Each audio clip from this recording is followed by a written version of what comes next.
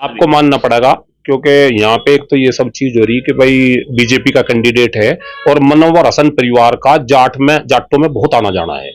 उनके बहुत अच्छे रिश्ते हैं मनोवर हसन के समय से ही, और उन रिश्तों को इन एमपी साहिबा ने भी निभाया और इकरा बहुत निभा रही, नाहिद ने भी निभाया। नाहिद बीच में बेचारा थोड़ा देखो कानूनों के शिकंजे में पड़ के आदमी को थोड़ा बचाव भी करना पड़े, और नहीं वो परिवार मिलनसार परिवार है। और मेरा ये मानना है कि बहुत मजबूत चुनाव होगा। स्वागत है आप सभी का सोशल वॉइस हिंदी पर। मैं आपके साथ मुस्तफ़ा चौधरी और मेरे साथ इस वक्त मौजूद हैं किसान मजदूर भारतीय संगठन के राष्ट्रीय अध्यक्ष कुलदीप पंवार जी हैं और जिला अध्यक्ष दीपक शर्मा जी। चुनाव बेहद नज़दीक हैं और जैसे जैसे चुनाव नज़दीक आता है किसान अपनी मांगे मांगते हैं, और ख़ास तौर से जो किसान संगठन हैं, जैसा कि अभी आपको मालूम है शंभू बॉर्डर पर पंजाब के किसान धरने पर बैठे हुए हैं। वहाँ एक किसान की डेथ भी हो चुकी है गोली लगने से। किसानों की मांगे अक्सर चुनाव के समय ही क्यों होती हैं, इसको लेकर बात करेंगे और चुनाव पर भी चर्चा करेंगे। जी अध्यक्ष जी, आपका स्वागत है। जी धन्यवाद सरकार। जी, जैसा कि आपने पता है अभी ये किसान बैठे पंजाब वाले, आप शामली से हैं, आपका संगठन शामली ये जो पश्चिम में काफ़ी सक्रिय है, तो आपकी भी कुछ मांगे हैं सरकार से इस वक्त चुनाव के समय? देखो, हमारी सबसे पहले तो यही है कि जो किसान संगठन अपनी मांग रख रहे, हम उनका समर्थन करें। ये सब वाजिब मांग हैं, और किसानों को, सरकारों को गोली से नहीं किसान को रोकना चाहिए। सरकारों को समय समय पे किसानों से बैठ के बात करनी चाहिए, उनकी समस्याओं को सुनना चाहा, और साल 2 साल में किसान की समस्याएं भी आज बदलती रहें। भाई पहले लोग सोचे थे कि किसान तो बिल्कुल फटे हाल होगा, पटी धोती पैर के रहेगा, सारा ये काम करेगा, ये नहीं। अब देखो जैसे जैसे देश बदल रहा, देश तरक्की कर रहा, तो किसान को की मांगे भी बदलती रहे। और जो आंदोलन चल रहा पंजाब का, हम सब उनका पूर्ण रूप से समर्थन करें, क्योंकि पंजाब का नहीं सारे देश का है। एमएसपी की बात है भाई, उनका मुख्य मुद्दा है कि किसान को एमएसपी देनी चाहिए भाव पे, तो उनकी जायज बात है। आप उनमें बैठ के देखो, सरकारें यूं कहें कि हम पे इतना बड़ा बजट नहीं, आप किसानों से, कृषि एक्सपर्टों से, उनसे बैठ के कुछ ऐसे समाधान जरूर करने चाह कि जो देश की तरक्की हो रही, देश तरक्की कर रहा है, उसके रेसों में ही किसान भी तरक्की करता रहे। तो मेरा ये कहना है कि सरकारों को किसानों से बात करनी चाहिए, और समय समय पर करनी चाहिए, करते रहना चाहिए। जैसे भी देश में आप कोई चीज ला रहे, कोई कानून ला रहे, कोई ऐसी किसान के प्रति ला रहे, तो किसान के प्रतिनिधियों से, संगठन के लोगों से भी आपको बात करनी चाहिए। जी, आपने कहा हम उनके समर्थन में हैं और बैठे सिर्फ पंजाब के किसान हैं, तो इधर से वेस्टर्न यूपी से कुछ सक्रियता तो नजर आई नहीं। आपका स्टैंड क्या है फिर? भाई सभी लोगों ने देखा होगा, देखो सब अपने तरीके से करें। पीछे सड़कों पर ट्रैक्टर लाए, लोगों ने ज्ञापन दिए, धरने करे, उसी तरह से सपोर्ट करा जा रहा। उनमें लोग दिल्ली जाने की जिद कर रहे, सरकार दिल्ली जाने नहीं दे रही। तो आपको ये तो सबको पता ही है कि सरकारों से लड़ा नहीं जाता, सरकारों से आप सिस्टम से ही लड़ सकें। उन्हें भी बेचारों को आज मेरे अंदाजे में 20 दिन हो गए होंगे उस बॉर्डर से आगे नहीं खिसकन दिया जा रहा। आपको न ये भी आपकी जानकारी में है कि एक किसान मर गया, तो किसान भी शांतिपूर्वक, जहां सरकार रोके, देखो देश सारा एक है। आंदोलन आप शामली में कर लो, आप पंजाब में कर लो, आप दिल्ली में कर लो, अब वो समय नहीं रहा। अब आप लोगों के जरिए, सोशल मीडिया के जरिए, मीडिया के जरिए, सारे देश में आप जहां भी आंदोलन करोगे, सरकारों को पता रहे। और मेरा एक मानना है कि आप लोगों को आंदोलन को शांति प्रिय रहना चाह, क्योंकि उससे आपकी मांगों पे रहेगा। अगर आपने आंदोलन को हिंसक कर दिया, तो फिर वो अपने मकसद से भटक जा, और फिर आप उन मांगों को नहीं ले सकते। फिर आप इन बातों पर लग जाओ कि हमारे आंदोलन वापस कर दो, हमें मुआवजा दे दो, हमें मरने वाले की नौकरी दे दो। किसान का मुद्दा पीछे हट के फिर आंदोलन भटक जाओ। एक आरोप लगते हैं अक्सर ऐसे आंदोलनों पे कि कुछ लोग आंदोलन जीवी होते हैं और वो आंदोलन पर ही जीवित रहते हैं। और एक सवाल ये उठता है कि आखिर जैसे जैसे नज़दीक चुनाव आता है तो ये संगठन सक्रिय होते हैं, ये टाइमिंग का भी तो ये हो सकता है, क्योंकि सरकार तो आरोप लगाएगी, कितनी सच है कितनी झूठी है आप बताएंगे, कि ये किसी के प्रमोट किए हुए लोग होते हैं जो चुनाव के समय सक्रिय होते हैं। देखो, प्रमोट प्रमोट का तो ये खामा खा का आरोप है। आज लोगों को भी एक बात का पता लग गया कि कैंडिडेट और जो प्रत्याशी हैं, जो सरकारें हैं, उन्हें भी चुनाव में जीतने का फिक्र हो। तो लोग भी एक बात समझने लगे कि चुनाव से 2-4 महीने पहले ही सरकारें कुछ ज्यादा घोषणाएं करें, ज्यादा बात मान लें, मांग मान लें, तो हम सब लोग भी संगठन के जो लोग हैं, वे भी यही किस देश का हिस्सा हैं, इन बातों को वो भी समझें कि किस समय पे कुछ थोड़ी बहुत लिया जा सके, गरम लोहे पे चोट करी जा, इसीलिए ऐसे समय पर आंदोलन करें। नहीं देखो पहले आपने देखा 13 महीने बैठे थे, बहुत चीजें पे समझौते हुए थे, सरकारों ने कहा था भाई हम आपकी बात मान लेंगे, उस दिन से आज तक कोई बात नहीं हुई। तो किसान भी समय को समझें यहाँ के भाई ऐसे समय पर सरकारी थोड़ा परिश्रम में भी हों तो थोड़ी बहुत वो भी बात मान ले तो किसान का मजदूर का भी भला हो जाए, इसी सोच के अनुसार आंदोलन हो। अच्छा किसी के प्रायोजित क्यों होंगे, सरकारों की हालत यह है, आप किसी की सरकार बदल दो, विपक्ष में आते उनकी अलग भाषा हो, सरकार में जाते उनकी अलग भाषा हो, किसान संगठनों को, मजदूर संगठनों को, तो कोई किसी की सरकार आ जाओ सबके सामने आंदोलन करने, सबसे बात रखनी और सबसे बात करके ये चाह कि भैया तुम्हारी बातों को मान लेना।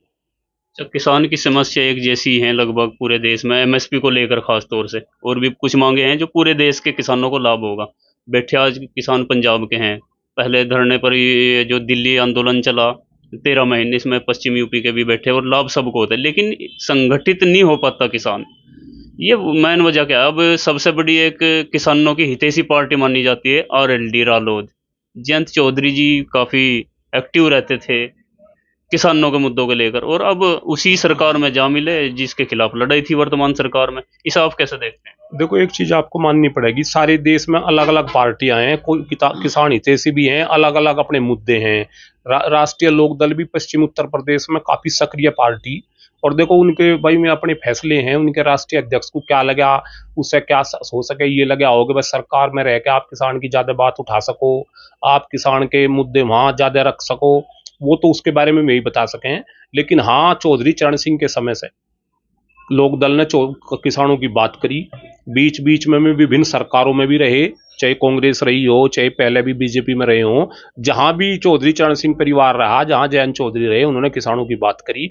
और अब भी हम उनसे आशा करें कि वे सरकार के साथ गए तो जो जैसे चौधरी अजीत सिंह जी का मुद्दा था पश्चिम उत्तर प्रदेश को अलग करने का, हम जयंत जी से भी मिलेंगे, उनसे भी आज रिक्वेस्ट करेंगे कि वे हमारे इस मुद्दे को सरकार में रखें, क्योंकि अब तो ये सरकार के सहयोगी हैं। और किसानों की जो समस्याएं हैं, जो हमारे यहाँ गन्ना भुगतान की समस्या है, बिजली की समस्याएं हैं, इन समस्याओं को वे सरकार के सामने रख के, और वे अगर इस मामले में सरकारों से समाधान करवाओगे तो सरकार के साथ जाने का फायदा होगा। जयंत जी के उधर जाने से, एनडीए के साथ जाने से राजनीतिक समीकरण में क्या बदलाव देखते हैं, खास तौर से पश्चिम यूपी में? भाई पश्चिम उत्तर प्रदेश में देखो एक बात तो थी, जयंत चौधरी की पार्टी और समाजवादी पार्टी मिलकर मजबूती से लड़ाई लड़ रही थी। अब जयंत के उधर जाने से थोड़ा राजनीतिक समीकरण तो बदले, क्योंकि जयंत जी का भी इधर जनाधार है, उसका हर बिरादरी में भी उसका भी वोट था, और अगर वो वहां चले गए तो कुछ ना कुछ देखो राजनीतिक समीकरण तो चेंज हुई है। लेकिन एक दबाव भी बनेगा जयंत जी पे, क्योंकि जिस सरकार के खिलाफ, जिस नीतियों के खिलाफ लड़ते थे और आज वहीं पर बैठ गए, तो उनको पूरा कराने की एक दबाव भी बनेगा। बिल्कुल, ये तो सब चीजें हम उनसे मिलेंगे भी, उन्हें कहेंगे भी कि भाई आप सरकार में गए, आप उस नेता के परिवार से हो, चौधरी चरण सिंह के पोते हो, जिसने कभी इंदिरा जी से या किसी से भी सरकारों के लिए समझौता नहीं करा, किसान मजदूर की लड़ाई लड़ने के समझौता करा। तो अब चुनाव के बाद जैसे नई सरकार बनेगी और अगर वे सरकार में शामिल रहेंगे तो हम उनसे अपेक्षा करें कि वे इनकी जिन मुद्दों को पहले उठा कर रहे थे, इन मुद्दों को सरकार से मिलकर पूरा करवाएं, और कोशिश करें कि भाई किसान मजदूर की लड़ाई सरकार में रह के लड़े। हम वैसे आप एक किसान नेता हैं और किसान संगठन भी चलाते हैं, बतौर आप एक किसान संगठन, जयंत जी के इस फैसले से कितने खुश या नाराज? जयंत जी को उधर जाना चाहिए था, जैसे कि किसानों की लड़ाई धीमी पड़ी से, या जैसे आप कह रहे कि सरकार के अंदर जाने से उनको कुछ लाभ होगा।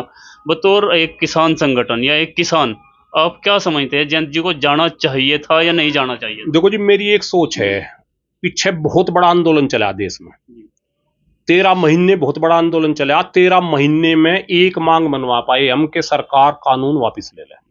सरकारों में रह के अगर हमारे नेताओं की मनसा अच्छी है तो सरकारों में रह के समस्याओं को आप बहुत मजबूती से उठा सको और उन्हें हल भी करवा सको। लेकिन ये आने वाले समय में पता लगेगा कि मैं सरकार में रहकर इन समस्याओं को कितने मजबूती से उठाऊंगे।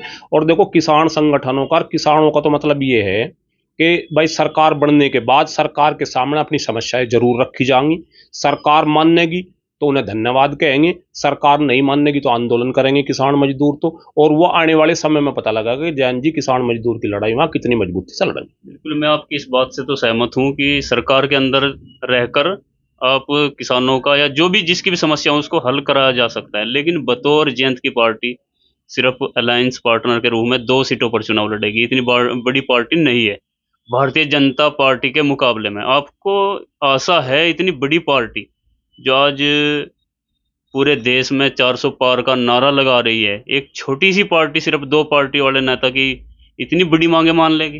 देखो, जैन जी का पहले भी प्रभाव पश्चिम की 10-15 सीटों पे ही था। देश में तो जैन जी का ना कोई बड़ा नु प्रभाव था कि भाई जैन जी के देश की समस्याओं पे लड़ देते। पश्चिम उत्तर प्रदेश में उनका प्रभाव था। पश्चिम उत्तर प्रदेश की समस्याओं को लेकर हम उनसे ज्यादा उम्मीद करेंगे। और वो कितना प्रभाव, देखो ये तो आप आज देखो, आज मोदी देश में इतनी बड़ी पार्टी हो रही कि आप वहां उन्हें समझा के, उन्हें बता के कोई समस्याओं का समाधान करा सको। जोर जबरदस्ती तो पहले भी आपने देख लिया कि इतने बड़े बड़े शायद स्वतंत्र भारत के बाद सबसे बड़ा आंदोलन हुआ 13 महीने का। बात तो वहां भी कुछ नहीं मनवा पाई। जहां वैसे मेरा एक मानना है कि जहां लाखों लोग सड़कों पर बैठे रहे, अगर आपका प्रतिनिधि, आपका नेता सरकार में है और वो उस बात को वहां अच्छे तरीके से रखे, तो सड़कों पर लाखों लोग संघर्ष करें और अंदर का आपका एक नेता भी उन बातों को मनवा सके। मेरा मानना ऐसा है, अगर उसकी मंशा हो। देखो, ये सब बात है मंशा से। आप लोगों की समस्याओं को लेकर गए वहां, उन्हें मनवाने गए या अपने आराम के लिए गए, ये नेता को तय करना। लेकिन मुझे उम्मीद यह है कि चौधरी चरण सिंह के परिवार का आदमी किसान मजदूर की समस्याओं को वहां रहकर भी उठाओगा। मुझे कुछ ऐसा लगता है कि शायद किसानों की लड़ाई लड़ते लड़ते एक मजबूत सरकार से कहीं थकान महसूस हुई और ये एक रास्ता ये अलग फिर ढूंढने लगे कि बस अब तो सरकार के साथ ही चला जाए और मिलजुल कर बस अपना हल निकाला जाए। देखो, मेरा एक मानना भी है जी, मेरा अपना व्यक्तिगत राय है कि जो छोटे दल हैं, छोटे दल ज्यादा लंबी लड़ाई नहीं लड़ सकते बिना सरकारों के। सरकारों में उनके साथ रह के ही वे ज्यादा लड़ाई लड़ सके हैं। कि देखो, जयंत जी थे, जयंत जी पहले भी कोई मुख्यमंत्री तो बन नहीं रहे थे या प्रधानमंत्री बनने से एकदम से। उन्हें तो चाहिए एनडीए की सरकार आ जाती, वहां भी छोटे दल के रूप में ही रहना था। अब इनके साथ भी देखो, एक चीज आप देख रहे होगे कि देश में एक माहौल बन रहा कि मोदी जी आ रहे, मोदी जी आ रहे। तो छोटे दलों को ये भी लगे कि भाई तुम ज्यादा संघर्ष नहीं कर सकते और सरकारों के साथ रह के अपने वर्कर्स के, अपने वोटर्स के, अपने समर्थक का ज्यादा फायदा कर सको। धारा के साथ बहा जाए, धारा के साथ बह के आप अपने लोगों का ज्यादा फायदा कर सको।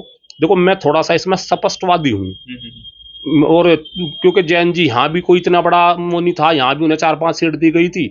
यहाँ भी रह के भी कोई इतना बड़ा नहीं लड़ सके थे कि भाई सड़कों पर नहीं लड़ते। तो हो सके कि उन्हें ये अच्छा लगा हो कि अपने लोगों की लड़ाई सरकारों के साथ रहकर लड़ी जा सके। वो आने वाले समय में पता लगेगा, जैसा वे करेंगे हम तो वैसी बात कहेंगे। अगर में किसान मजदूर की लड़ाई लड़ते दिखाई देंगे तो ये कहेंगे कि भाई मैं अच्छा कर रहे, और नहीं होगी तो आंदोलन करेंगे, उन्हें विज्ञापन देंगे, मिलेंगे, अपनी बात कहेंगे। तो आपने दोबारा धारा किस तरफ बहती दिख रही है 2024 में?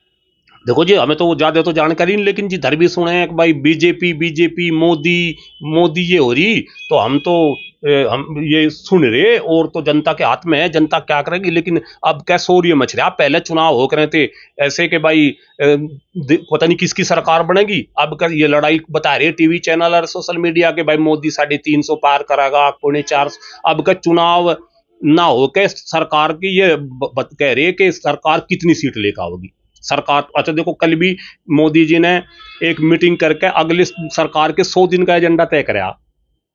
तो मुझे तो ऐसा लग रहा है कि भाई सरकार ना हो, चुनाव ना हो के देश में अब की बार मोदी की सरकार आ रही, तो इसलिए बहुत छोटे छोटे दल देख रहे होगे आप देश में। मैं सब में सोच रहे एक बार गंगा जी में तुम भी हाथ धो लो, गंगा जी में तुम भी हाथ धो लो। जी शर्मा जी, आप कैसे देख रहे हैं? नहीं, जैसा अभी अध्यक्ष जी ने बताया, स्थिति तो लगभग यही है कि जो लोगों से बातचीत, हम भी काफी लोगों से दिन में मिलते हैं, तो अभी तो यही दिख रहा है कि भाई भाजपा की सरकार आ रही है, तो कहीं को दो राय। आप शामली से हैं जी, और कैराना लोकसभा है जी। यहाँ पर क्या हुआ? कैराना लोकसभा की स्थिति है जी कि यहाँ पे इलेक्शन जो है वो टक्कर का इलेक्शन है, कांटे का इलेक्शन है। समाजवादी पार्टी से जो उम्मीदवार है इकरा हसन, वो हल्की उम्मीदवार, उसे ना मान के चले, तो इलेक्शन यहाँ पे जो है कांटे का इलेक्शन। जैसे कभी यहीं के आपके पड़ोस के नेताजी हैं मनीष चौहान जी, बड़ा चेहरा है, मंत्री जी के बेटे हैं, पूर्व मंत्री जी के, टिकट उनका कट गया। अब कुछ समीकरण बदलेगा या जू का तू रहेगा? नहीं, एक बात तो देखो, यहाँ मैं ये पूरे देश की बात नहीं, आप कैराना सीट की बात कर रहे हैं, कैराना संसदीय क्षेत्र की बात आपने उठाई, तो इसमें कहीं कोई जो है दो राय नहीं है कि मनीष चौहान टिकट की लाइन में थे और टिकट चाह रहे थे और प्रयास भी कर रहे थे, संघर्षशील भी थे लोगों के बीच में।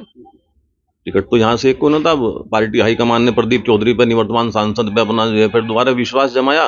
लेकिन एक बात जरूर जो है कहीं ना कहीं क्षेत्र में निकल कर आती है कि जो निवर्तमान सांसद प्रदीप चौधरी है वो जनता को उपलब्धता उनकी कुछ कम रही। ये मेरी अपनी व्यक्तिगत राय नहीं है, आप अगर 100 लोगों से बात करोगे तो सांसद जो निवर्तमान प्रदीप चौधरी जिनका दोबारा टिकट हुआ वो आम वोटर को या मतदाता को या यहाँ की जनता को उपलब्ध नहीं हो पाए। उसका सबसे बड़ा कारण तो ये रहा कि आप यहाँ से सांसद हैं तो आपका शामली जनपद मुख्यालय है, यहाँ कोई आपका जो है कार्यालय हो, आपका कोई 15 दिन में महीने में एक दिन तय हो, आपके कोई प्रतिनिधि यहाँ पे ऐसे हों कि जिनसे जाकर यहाँ का मतदाता, यहाँ का वोटर, यहाँ की जनता, रिया नुमाइंदा जाके अपनी बात कहे। तो आप मेरे ख्याल शामली में तो कहीं हमें लगा नहीं कि प्रदीप चौधरी का कोई यहाँ पे कार्यालय रहा हो, तो ये थोड़ी सी एक बात रही। जी अध्यक्ष जी, बस एक सवाल इसी को लेकर, हम देश की राजनीति में तो आपने बता दिया, चलो खैर जो भी चर्चाएं हैं 300 पार या 400 पार, कैराना पर बतौर सांसद प्रदीप चौधरी जी कितने नंबर देते हैं? देखो भाई, देख यहाँ ये सब है, सब लोग कह रहे, हम भी वही कहेंगे जो हमें लगा कि सांसद प्रदीप चौधरी की उपलब्धता कम रही। उन्हें यहाँ पे जैसा शामली सही मानने में, शामली से सांसद हैं, उन्हें यहाँ पे अपना निवास बनाना चाहिए, अपने लोगों को बैठाना चाहिए।